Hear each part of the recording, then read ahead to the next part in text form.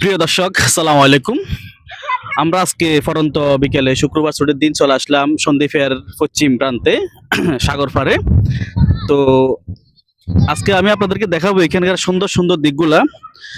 এখানে নতুনভাবে গড়ে উঠছে আমাদের এখানে স্বাধীন ফুড প্লেগ্রাউন্ড, স্বাধীন প্লেগ্রাউন্ড। তো এখানে মোটামুটি প্রত্যেকদিন শুক্রবারে বিকেলবেলা অনেক অনেক মানুষ আসে দেখার জন্য, অনেক অনেক পর্যটকও আসে। তো আজকে একটু বৃষ্টিমুখর দিন হওয়ার কারণে হয়তো মানুষ একটু কমই আছে।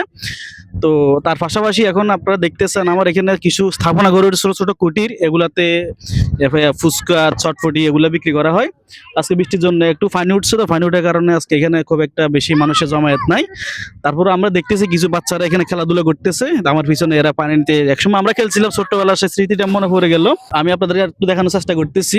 মোটামুটি সেন্ট মার্টিনের মধ্যে একটা দৃশ্য এখানে আছে, যেটা খুবই উপভোগ্য, আপনাদেরকে দেখানোর চেষ্টা করতেছি।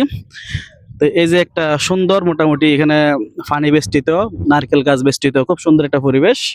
তো এটা সত্যি মনোমুগ্ধকর, এটা দেখার মতো।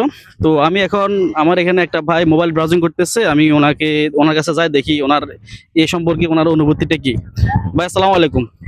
ওয়ালাইকুম সালাম। আসসালামু আলাইকুম। ভালো আছেন? আছি আলহামদুলিল্লাহ। ভাই আমি আপনাকে, এই যে আপনি এখানে আসছেন, এটা ঘুরার জন্য তো আসছেন তাই না? জি। আসছেন নাকি একা আসছেন? না, আমি একাই আছি। প্রায় আসা হয় এইদিকে। ও আচ্ছা আচ্ছা, ভালোই। তো আজকে আপনার এই যে এখানে আসতেছেন, প্রকৃতিগুলো দেখতেছেন, আমি আসলাম, বৃষ্টি মুখর মোটামুটি একটা পরিবেশ, আমার কাছে খুব ভালো লাগতেছে। তো আজকের এই পরিবেশ সম্পর্কে আপনার অনুভূতি কি একটু যদি বলতেন। আসলে যদিও আমরা দেখতেছি এখানে এই পরিবেশটা একেবারে শান্ত নিরিবিলি। বর্ষাকাল হওয়াতে এখন যানজট একেবারে খুব কম। যদি এখানে শীতকাল হয় অথবা সুদিন আসে, অনেকগুলি মানুষ এই প্রকৃতি দেখার জন্য আসে। প্রকৃতির পরিবেশটা মানুষকে অনেক বেশি মুগ্ধ করে। আচ্ছা আচ্ছা, তো ঠিক আছে, এটা মোটামুটি ভালোই, আপনার কাছ থেকে সুন্দর একটা এক্সপিরিয়েন্স পাইলাম। তো এই যে এখানে একটা প্লে গ্রাউন্ড উঠে আসছে, বাচ্চারা খেলাধুলা করতেছে এখানে একটা, এটা নাম মনে হয় স্বাধীন প্লে গ্রাউন্ড যতটুকু জানলাম। তো এই খেলাধুলার বিষয়ে বাচ্চাদের মানসিক বিকাশ সম্পর্কে আপনার কাছে কি মনে হয়, এটা কি বাচ্চাদের জন্য খুব একটা উপকৃত হবে এটার দ্বারা মানুষ?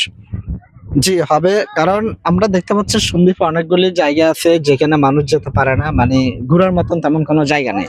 যেতে পারে বাট তেমন ঘোরাঘুরি করতে পারে না। বাচ্চাদেরকে নিয়ে এরা সাপ্তাহিক কোথাও যদি বের হতে পারে, হয়তো বাচ্চাদের মেধা বিকাশ ঘটতে পারে।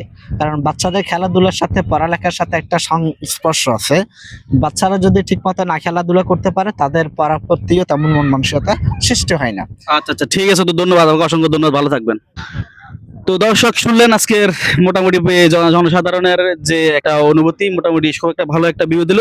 তো সাথে থাকুন, পরবর্তী আমরা আরো ভালো কিছু নিয়ে আসার জন্য চেষ্টা করবো ইনশাল্লাহ। সালাম আলাইকুম।